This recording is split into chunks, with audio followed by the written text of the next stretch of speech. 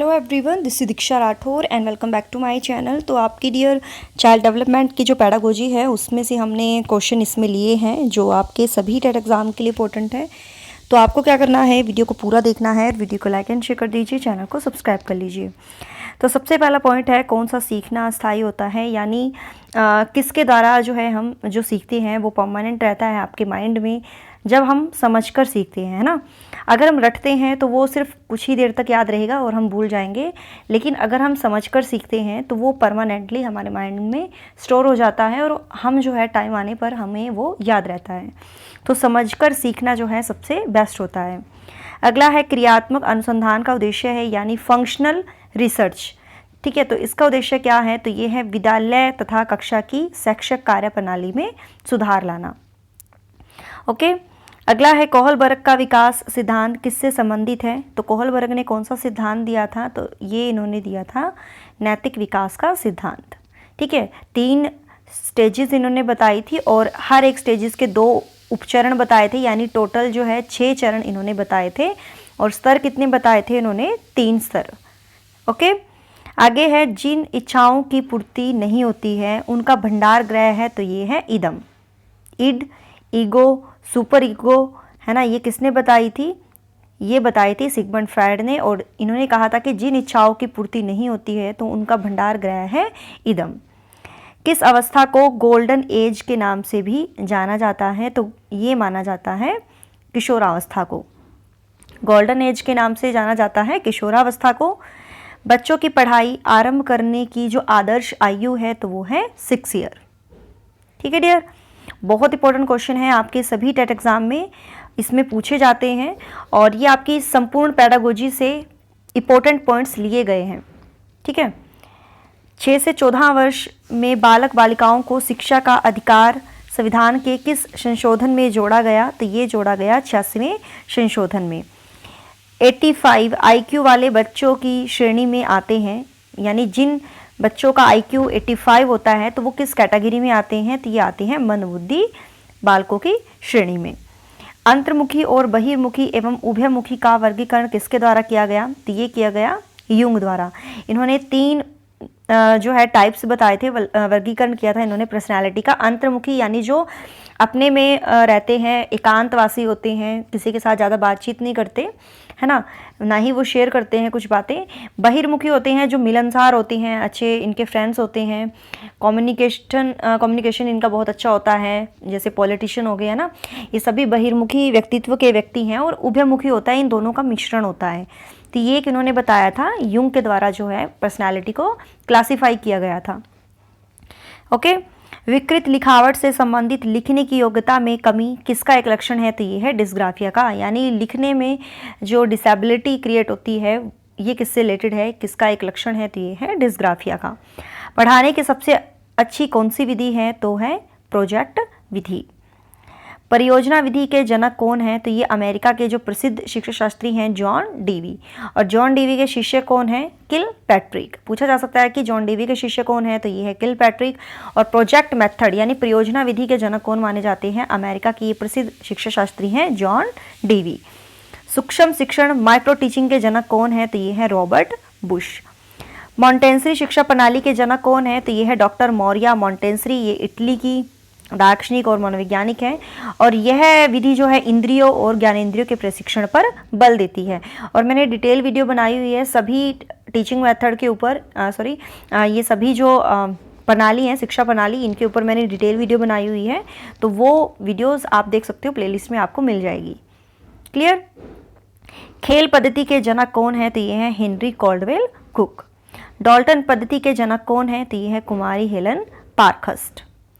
पर्यटन विधि के जनक कौन है, तो ये है पेस्ट्रोलॉजी।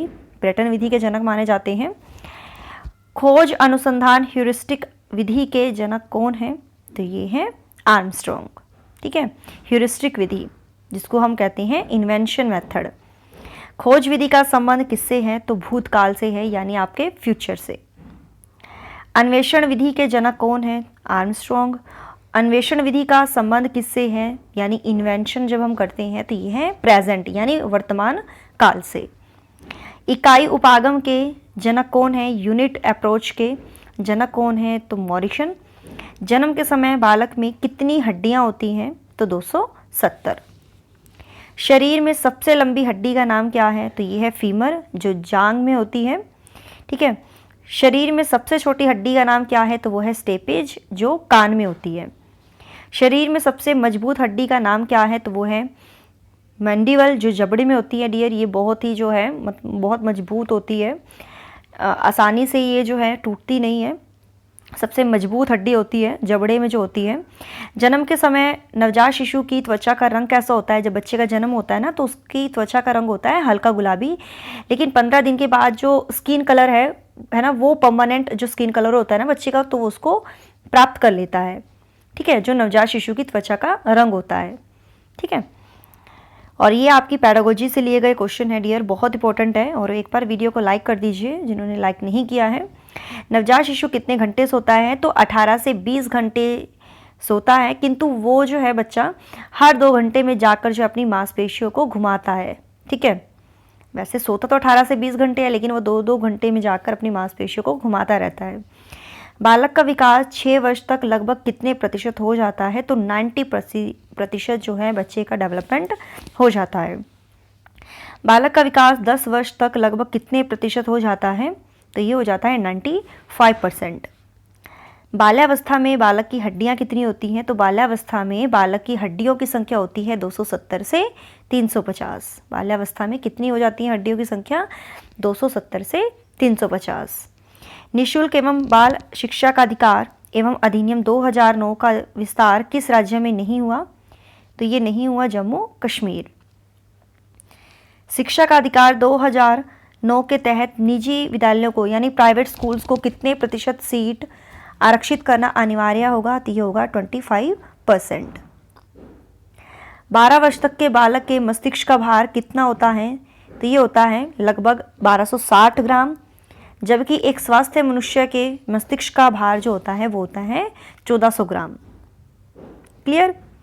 मनुष्य के शरीर में कितनी हड्डियां हैं? तो 206 होती हैं वैसे तो, है ना। मनुष्य के शरीर में जन्म के समय तो 270 होती हैं, बाल्यावस्था में 350 और फिर मतलब किशोरावस्था में 260 होती हैं, सॉरी 206। ठीक है। अगला है किशोरावस्था की मुख्य विशेषता निम्न में से क्या है? तो ये है आत्मगौरव। विकास व्यक्ति में नवीन विशेषताएं और योग्यताएं प्रस्फुटित करता है। यह कथन किसका है? तो ये है हॉरलॉक का। जिस प्रक्रिया से व्यक्ति मानव के लिए परस्पर निर्भर होकर व्यवहार करना सीखता है वह प्रक्रिया है, तो ये है समाजीकरण। ठीक है, क्योंकि समाजीकरण क्या है डियर? समाज में रहकर ही व्यक्ति सामाजिक प्राणी बनता है, वहाँ के रीति रिवाज, रूल रेगुलेशंस को सीखता है और समाज में जो एक्सेप्टेड जो रूल्स होते हैं उनको फॉलो करता है। तो व्यक्ति मानव के द्वारा जो है मानव के लिए परस्पर निर्भर होकर किस तरह से व्यवहार करना है ना। तो ये प्रक्रिया जो होती है वो क्या कहलाती है? समाजीकरण यानी सोशलाइजेशन कहलाता है। क्लियर? किशोरावस्था एक नया जन्म है, इसमें उच्चतर और श्रेष्ठतर विशेषताओं का जन्म होता है। कथन किसका है? तो ये है स्टेनले हॉल का। स्टेनले हॉल ने किसका अध्ययन किया था वो आपको मुझे कमेंट में बताना है। स्टेनले हॉल ने किस पर अध्ययन किया था? ठीक है डियर, तो इसका आंसर आप सभी को मुझे कमेंट में बताना है। ठीक है, ये आपका क्विज का क्वेश्चन है। किशोरावस्था जो है एक जटिल अवस्था, किशोरों की जटिल अवस्था के कारण किशोरों के अध्ययन का विषय होना चाहिए। तो ये है शरीर तथा मन संबंधी। ठीक है, किशोरों के अध्ययन का विषय क्या होना चाहिए? शरीर तथा मन संबंधी, है ना। तो यही थे आज के हमारे क्वेश्चन। आपके